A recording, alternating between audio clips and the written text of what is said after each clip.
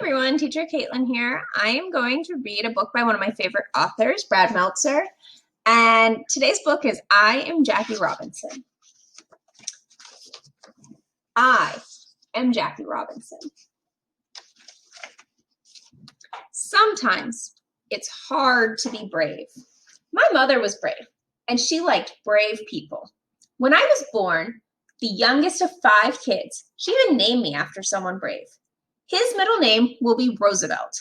Jack Roosevelt Robinson. Why Roosevelt? After President Teddy Roosevelt. He fought to make sure Black people were treated the same as everyone else. That's a lot for little Jackie to live up to. You'll see, I'm not worried. But having a brave name doesn't make you a brave person. In fact, as a kid, I didn't like sleeping alone. I used to sleep in my mom's bed. Even when she tried to bribe me, I wouldn't leave. I'll give you a quarter to sleep in your room. Not a chance. It's better here. One of the scariest moments came when I was 8 years old. I was outside and a girl from across the street called me a terrible name. I was so mad, I yelled a name right back at her. Her father came running immediately. He didn't like that a Black boy was standing up to his white daughter. We were the only Black family on our block. What did you call her? She started it. I don't remember who threw the first rock, but the fight was on. Me versus her dad. Get him, Dad. I had a good arm, but no one wins in a rock fight. Eventually, the girl's mother came out and broke it up. Like I said, the world can be a scary place, but even as a kid, there was one thing that always made me happy. Sports and winning sports. Okay, that's 2 things. I love playing everything. Baseball, football, basketball, soccer, marbles, even dodgeball. All the kids would get in a circle. White, Black, Hispanic, Asian, we all played together. The rules were simple. If the ball hit you, you were out.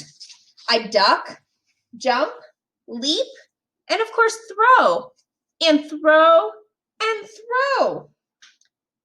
By the time I was done, I'd be the last one standing. Are they mad that I won? Dunno. Fall down. Maybe they won't notice. But the truth was, they weren't mad at me for winning. They appreciated the skill it took. Those childhood games were some of the only times I wasn't judged by the color of my skin. Hooray, Jackie! How's he doing? And what's the B on his hat stand for? You'll see. Still, that didn't make all my problems go away. At the local public pool in Brookside Park, you could only swim if you were white. If your skin was Black, they locked you out. Don't they know how hot it is out here? Trust me, they know. When people complained, they gave us one day each week, Wednesday. Every Wednesday from 2 to 5 p.m. They'd open the pool to anyone, Black, Mexican, or Asian. Don't they know how mean that is? Trust me, they know. Oh, come on, he even swims in his hat? Maybe the B is for buoyant. So how do you win when you feel like you're fighting the entire world? My mother, who worked as a maid, showed me the answer. Back then, we were so poor, we sometimes only ate 2 meals a day. To help us out, every Saturday night, the local bakery would let us take their leftovers. And the milkman, back when milk was delivered to your house, would give us whatever extra he had. It's a feast! Look at all this food! It's not just for us.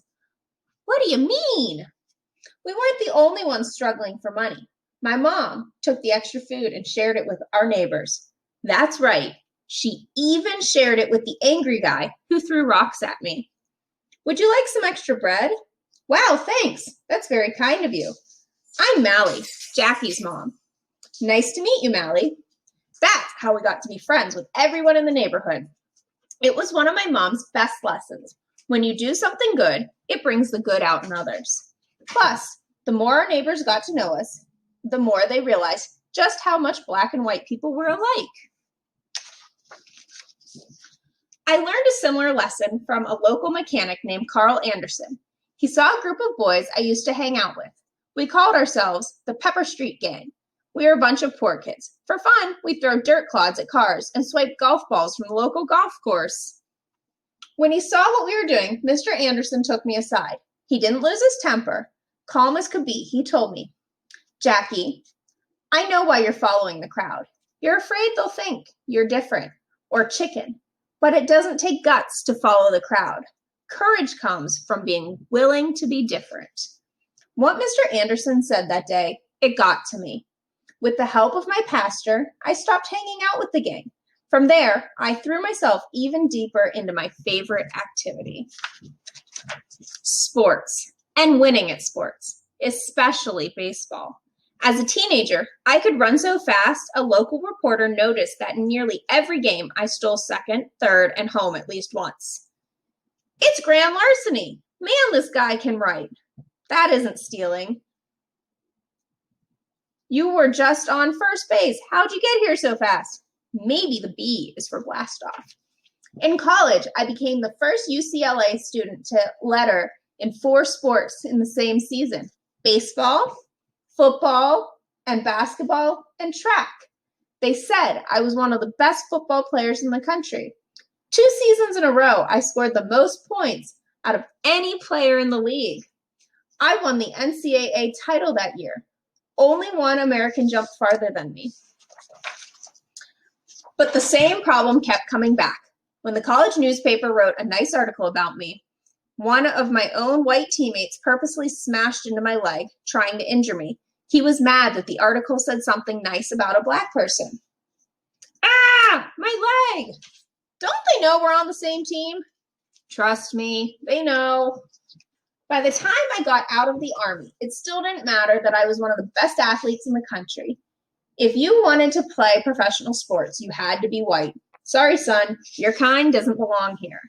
Back then, if you were world champs, it meant you were the white champs. In all of Major League Baseball, not a single team had even one black player.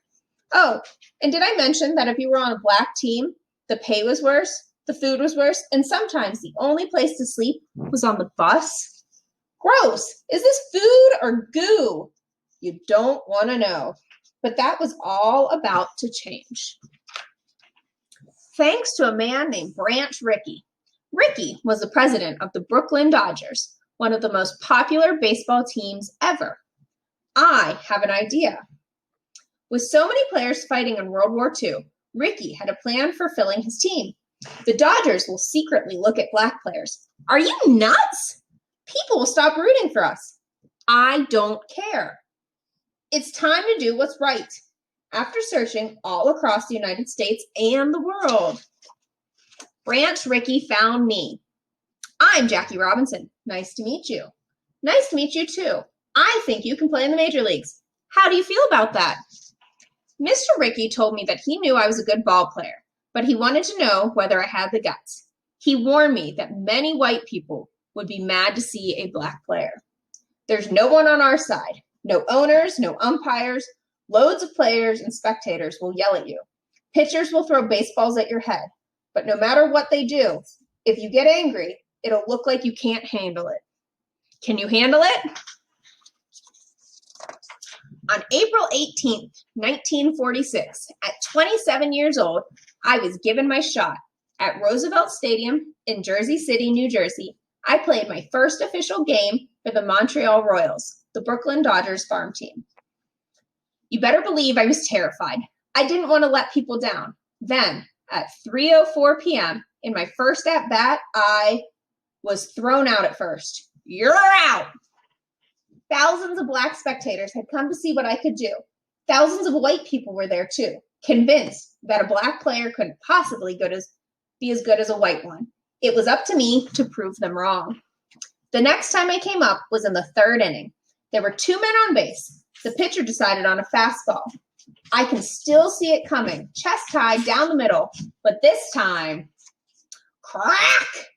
When the ball finally landed 340 feet away in the left field stands, no one could say that a black man can't play as well as a white man.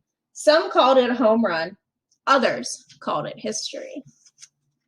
That afternoon, in 5 at-bats, I hit and got on base 4 times. I stole second twice, and I scored 4 runs. Hooray, Jackie! How's he doing? When he puts that B hat back on, it's going to be for boom. When the game was done, I couldn't get to the locker room because I was so mobbed by fans. Black, white, young, old, even the folks rooting for the other team. They were cheering for me. Still, that didn't mean it was easy.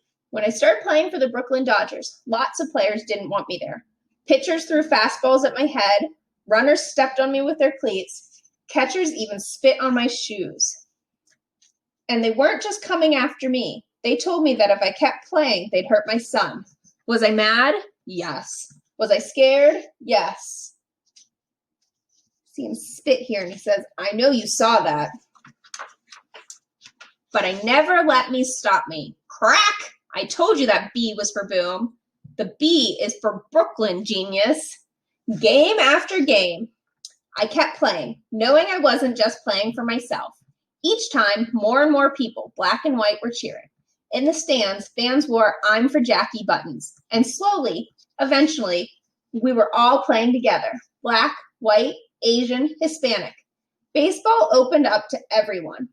It was just like those childhood games of dodgeball. Through the simple game of baseball, the country saw a new possibility, a new option. All they needed was for someone to go first. You see his stats? Stole home 19 times, was National League MVP in 1949 when he led in hitting and steals. The Dodgers won 6 pennants in his 10 seasons. He was one of the few people inducted into the Hall of Fame in the very first year he was eligible. In life, people tried to scare me. They wanted to stop me. They wanted to make me go away. Why? Because I was different. Each time, I wanted to fight back. But for real change to come, you need to lead by example. Being a leader takes bravery. But remember this, no one is born being brave. No matter how big or small you are, there will always be things that scare you. It's okay to be afraid. Just don't let it stop you. Remember that park where they wouldn't let him swim? It's now called Robinson Park. Today, no one can wear baseball can wear the number 42. But once a year, every player on every team wears it. It's the one day where everyone looks the same. There's real power in each and every one of us. Use that power to do what's right. Use that power for a cause that you believe in. And most of all, use that power to lead and help others. You know, instead of Brooklyn, you could have told people the B was for brave, just like my middle name. I am Jackie Robinson. I will always lead the way, and I hope you will too. When others see your example, they'll stand with you. It's the only way the world ever gets changed. Together. The end. Thank you.